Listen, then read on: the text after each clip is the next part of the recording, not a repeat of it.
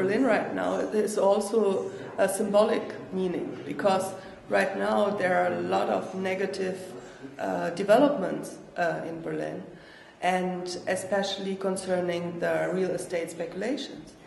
And if you have a closer look, then I would disagree with the fact that everyone calls it gentrification, because actually it's not that a group with a higher income moves into certain areas.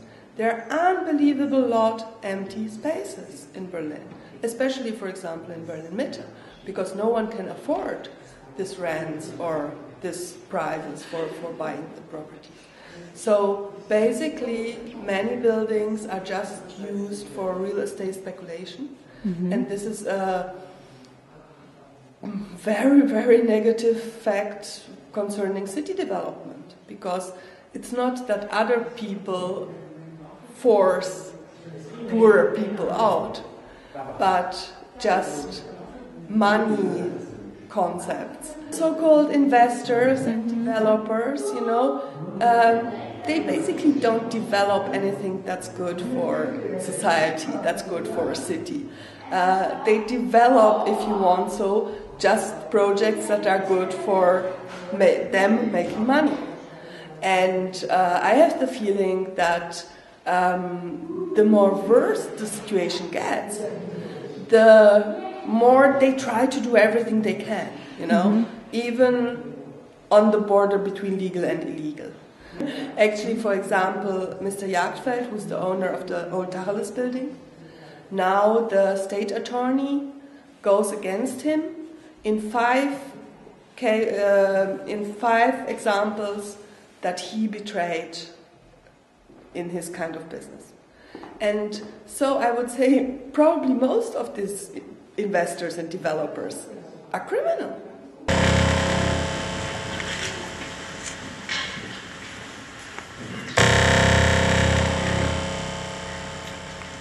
Well, the Tacheles project goes on. It's like it definitely was not simply a building, but basically it reflects the idea of a project that supports contemporary art, which is not market-orientated, which supports the combination of production and presentation and the connection between all kinds of arts. So we are still working on new projects. We have been to Milano, to Napoli, I'm sorry, where we have an exhibition in a special space as part of the Museum for Contemporary Art in Kasuria. And there we have permanent exhibitions now. And we will do here in Potsdam regularly events. We will try to work on a book about Tacheles. And at the same time, we are still involved in the discussion about what will happen with the Tacheles building, because now it's closed, it's empty, but it's controlled by these private securities, but nothing really happens. And as far as we follow how the different participants, like the investors, the bank acts, they have to hide something. So we keep on to have this public discussion about it. And let's see, you never know. Maybe one day we return.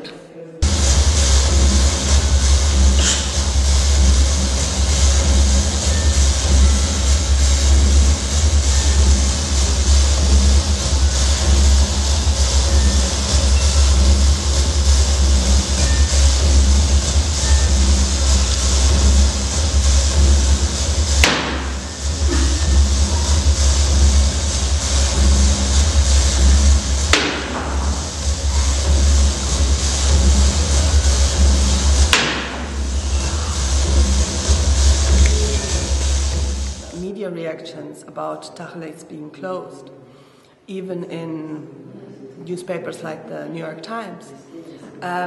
Many international journalists took it as a very symbolic act, reflecting the situation of art and culture in Berlin. Actually, right now, this closed, dark building is kind of like a memorial space. And it has also still this kind of symbolic character of something that you feel that something's wrong. Why is it like this? And this is very interesting because, as I said, the people are not so stupid not to understand what's happening with those cities.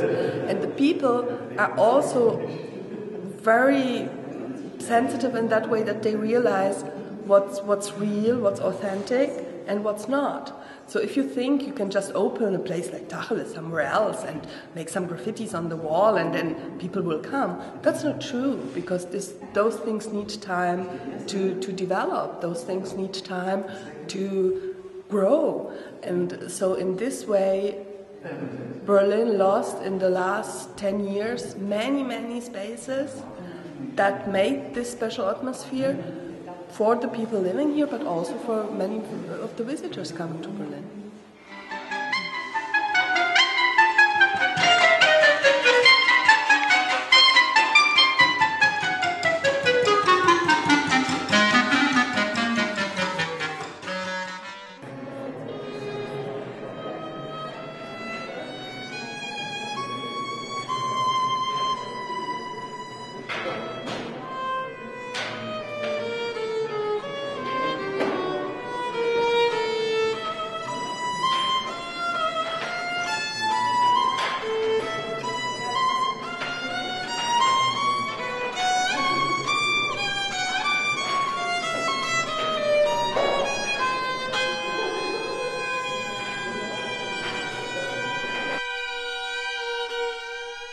Art is life. Art is part. Is something that is part of you. Is part of your way you are. I mean, it's the way you express is art.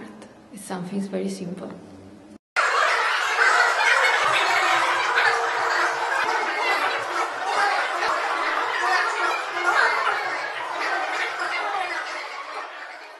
Now I never know what I'm doing when I start. I mean, if I have an idea, then this changes a lot because of the tools I'm using. So I'm curious to see what's happening, because that was the painting I did like this beginning of the year, and then I did all the ovals after. Contemporary, actually, because you see that the face is inside an oval, a black oval.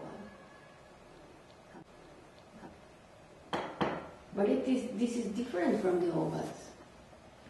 It's very different. And even the ovals are different one by the other, but there is something.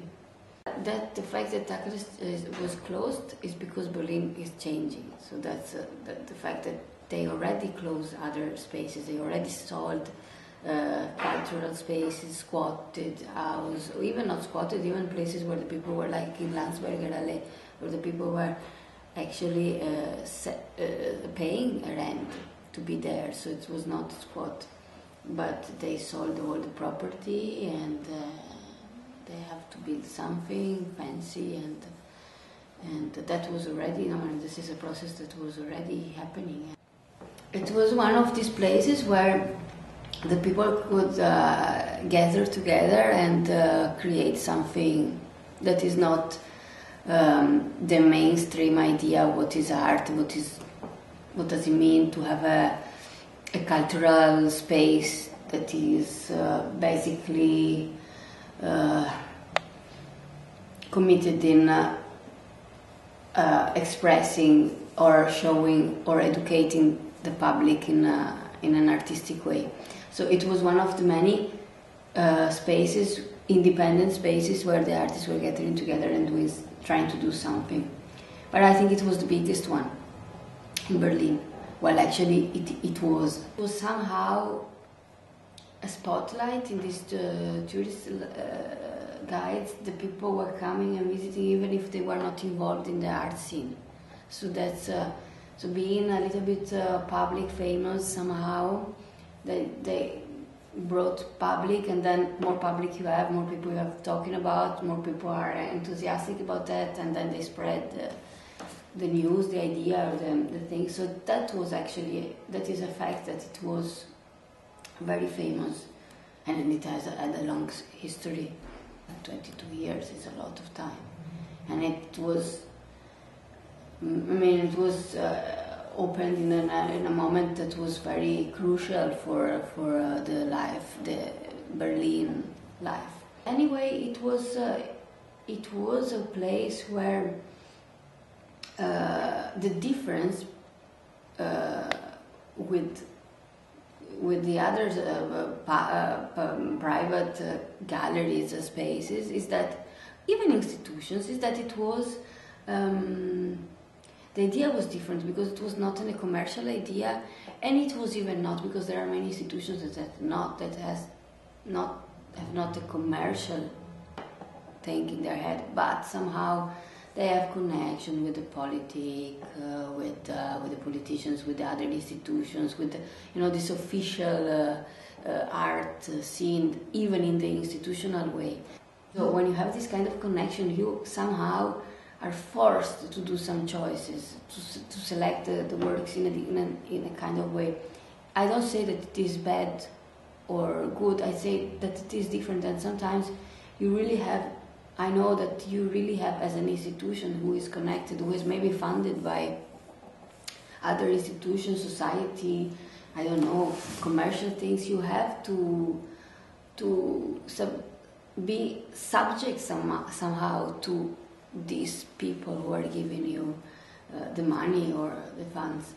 And not having anybody who was giving you this kind of very important thing, that is the funding, but not having it, then you are somehow free to really do whatever you want without being bound from other people's decisions.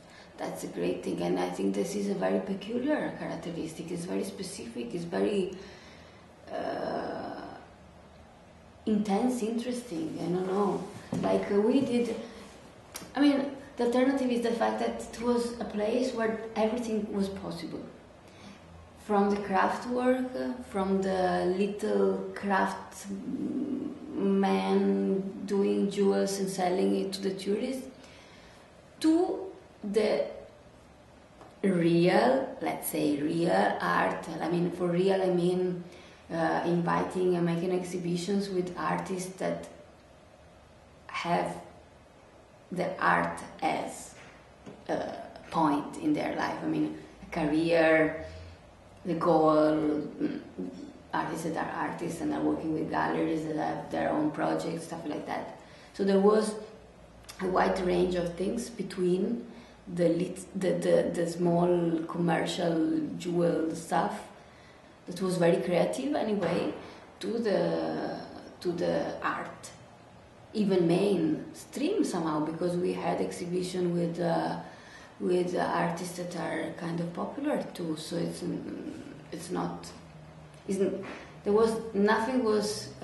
everything was allowed. And there were not really rules. The only rules were like the selection of the things because of kind of spirit they could have. So maybe in the main exhibition, in the main galleries, maybe the projects that were supported more were the projects that had not so easy possibilities to be evolved or to be shown in private spaces. I don't know. So giving the opportunity to some artists to do something that they were somehow trying to do somewhere else, but they couldn't. So if you have it, you have a possibility. If you don't have it anymore, then there is something, there is a lack of something, there is something that is missing.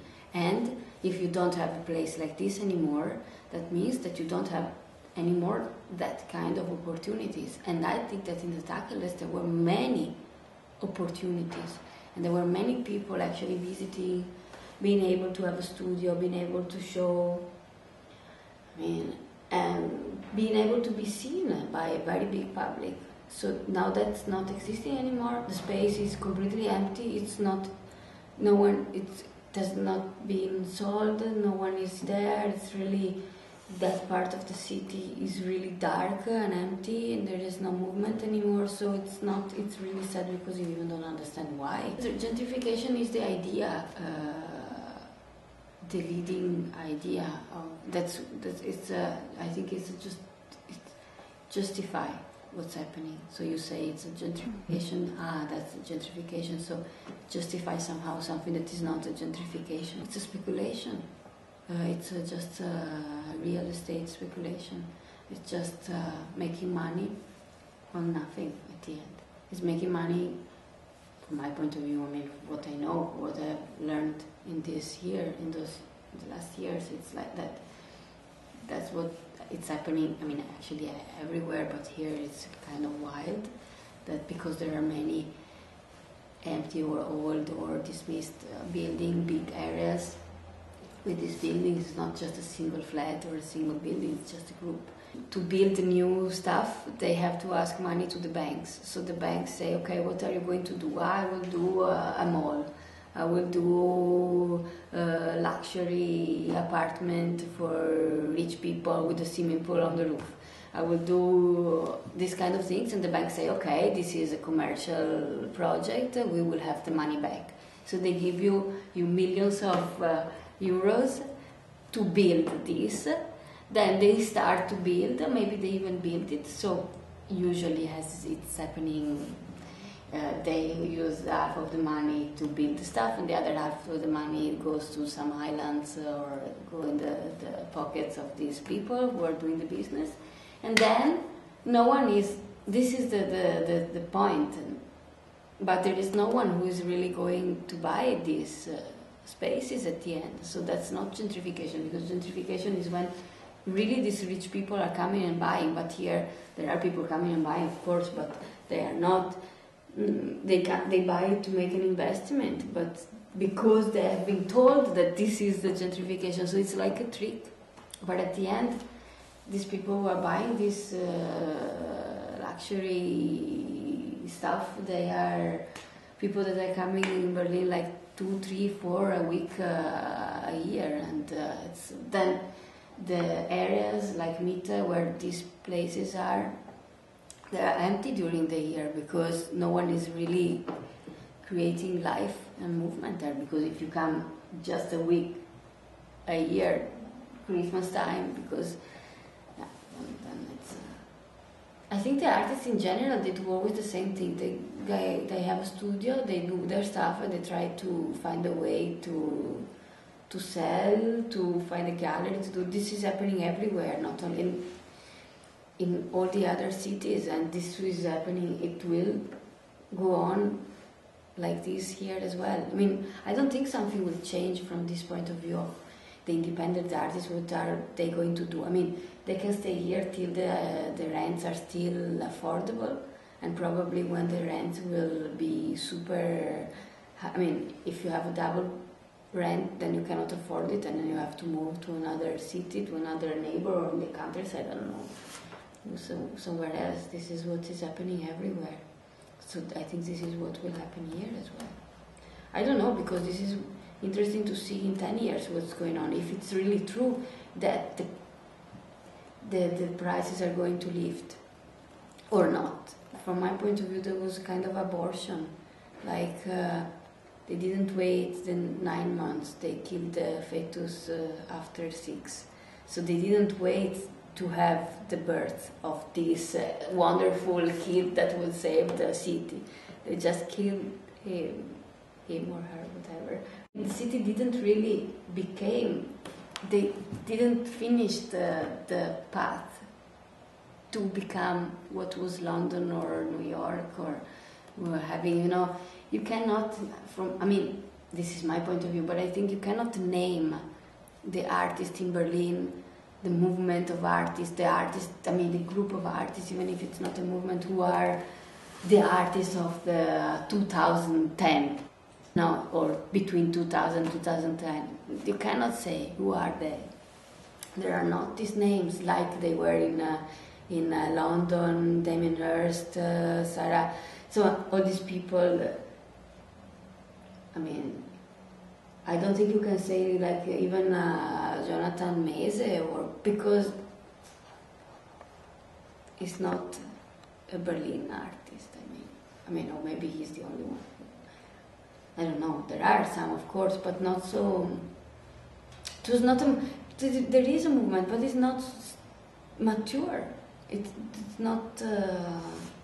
It's still. The the fruit is still green. I think it's not. I mean, before you make this gentrification stuff, you have to wait that this fruit is almost going to fall from the tree.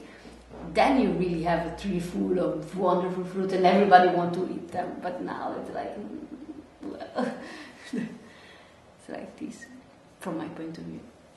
So it will. It's a pity because a lot of people came here hoping to assist to this great. And many people say that this already happened in the 90s because of when the wall fell down. And then they will say, yeah, that period was amazing. There were all these creative spaces because everything was free, was not expensive. But, I mean, who are these people? Saatchi? Now, yes, now I don't know, the galleries here, they really are struggling a lot and they have to sell. Then they have, you can see what kind of art they show, it's very commercial, so it's nothing. I mean, Hirst, you can say what you want, but he put a shark in a pool. No one is doing this, something like this, or, I mean, a new thing here, like that.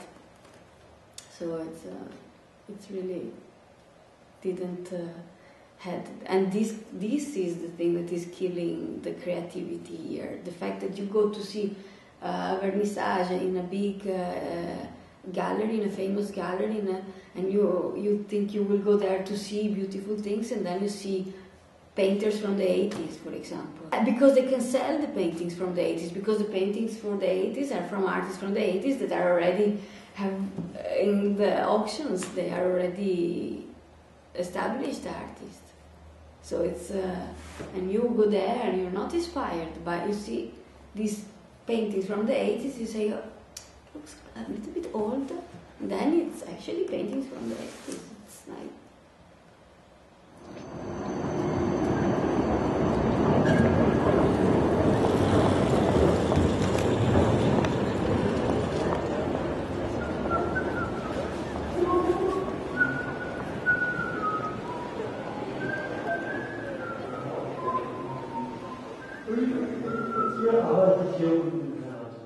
I sort of think gentrification is an interesting word. You know, like what exactly does that mean? Because to me, basically what we see in the name of progress is people with money go into places where people do not have money, and basically the people without money get pushed out. To me, genuine gentrification or good gentrification would be like, okay, here's an area that's perhaps got poverty or drugs or whatever, or some sort of combination of, and most people who live in an area that's got bad schools, and again, I'm speaking more about US now because I get the politics of that better, but if there are bad schools, if there's a drug problem, if it's an underserved area, basically what happens is people come in and those people are moved out. As opposed to me, what positive gentrification would be like, okay, let's build up the resources in this area. And sure, if new people coming makes the resources get built up, great. But that doesn't tend to be the case. And San Francisco is a screaming example of that because it purports to be a very multicultural city, et cetera, and basically there's like a running joke that there are no black people in San Francisco. They've all moved to Oakland because the rents have skyrocketed. And it's a really strange thing too as well, because you look at New York and there's just no space in New York. In San Francisco, I mean, I don't know the politics behind it, but there are seemingly open spaces. It's not like every single place is built on. And so one wonders, why are the rents so high? Why isn't public housing being put there? And why, again, are artists being forced out? Because the irony of all of it is that in my short time in Berlin, in 2-3 years in Berlin, the difference is vast. Even, like, I haven't been here in a year, walking around today, the city is different in a year. But having said that, it's still way more affordable than San Francisco or New York. So, and I think that's what's going on in Berlin. Like you mentioned Berlin and San Francisco, people are like, oh, I hear it's a hotbed. And everything's relative. You know, foreign is sexy to anybody. You know, so Berlin is foreign to people in San Francisco. Would they necessarily like the work? I don't know. When you deal with visual arts and music, there isn't a language issue, so there's something really appealing about that. I work in Word, so it's not really fair to compare the quality of, say, theater. But I think one doesn't want to live in a myopic world where it's just like us. So there is something interesting about other influences coming in, but one has to question what happens when those other influences come in. You know, like who's getting taken care of, what's the goal, what's the point. And to me, in my very opinionated opinion, the needs of corporations and large businesses and money people are much more considered than anything else. And in terms of artists, of course, it's very ironic because, especially in my country, there's such a lack of funding for the arts, but that's what makes a place sexy. People I know from Australia, from the UK, from certainly from Germany, it's not an absurd notion that you can get by as a theater person. And in the US, it's sort of like, you know, you're having a second job. And I mean, the reality is okay, like the people I know in Australia are maybe teaching or this or that, but you know, we're not talking about people pulling in a great amount of money, but they're surviving. You know, like able to be full-time artists. And the people who I know doing that in the U.S., well, first of all, there are very few doing it, and they're scrambling to try and pull together teaching things and this and that to survive. And again, maybe it's not fair because I lived a semester in Australia. I've lived 2 years in Germany. You know, I grew up in the U.S., so I'm a bit more critical of it. But just even on a value system, you know, in Berlin, if you're on unemployment, there's a decreased ticket price for you. In the U.S., the prices are the same. You know, there's this sort of implied thing that, well, if you're unemployed, you shouldn't be you shouldn't be wasting your money on the theater. You know, so I think, in my opinion, that implies a great difference in how you view the arts.